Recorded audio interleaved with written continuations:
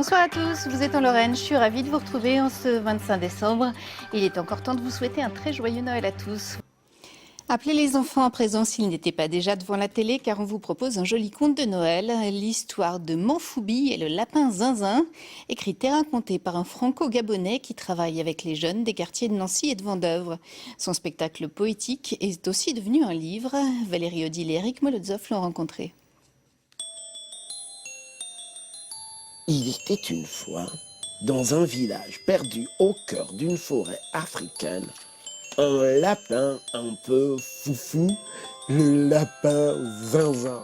Il ne faisait jamais ce qu'on lui disait. Le soir de Noël, il décide d'aller dans la forêt interdite. À peine eut-il mis le pied qu'il lui arriva une chose terrible. Il tomba dans un trou très profond. Au secours! Alors est arrivé le plus gros, le plus gras de tous les animaux d'Afrique avec ses grandes oreilles. Bozo, bozo, l'éléphant. Est-ce que tu pourrais m'aider à sortir du trou? L'éléphant, il a dit, mais c'est facile. Je vais mettre ma trompe et tu n'auras qu'à l'attraper dans le trou. La trompe n'était pas assez grande.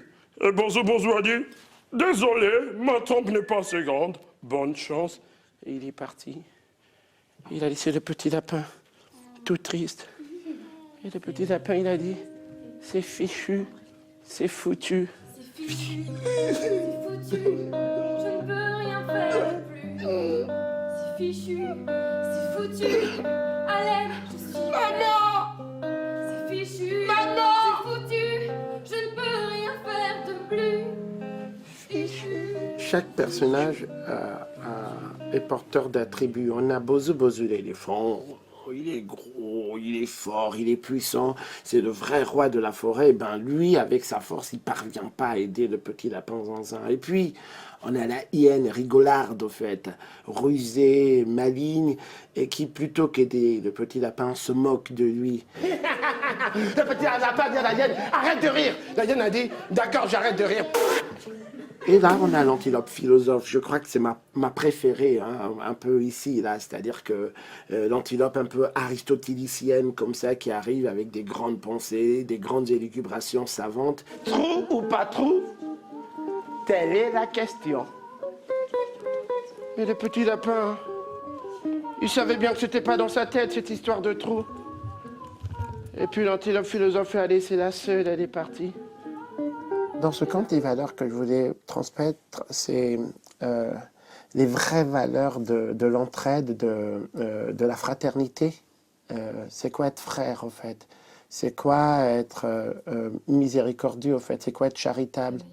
C'est bizarre, je pense que c'est le fichier que j'ai envoyé.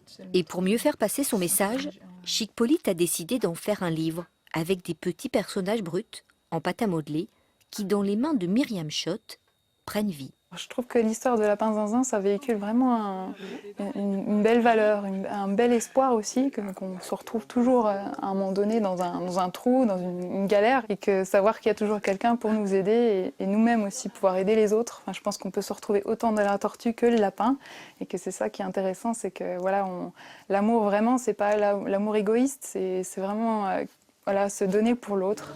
Et là, une petite heure, tu as dit, moi je peux t'aider. Le petit lapin, il est monté sur la carapace, il n'a même pas eu besoin de sauter, il a attrapé la corde de la miséricorde. Et là, il est sorti du trou. Ouais, c'est génial. Youpi, youpi. Tortue, viens faire la fête avec moi.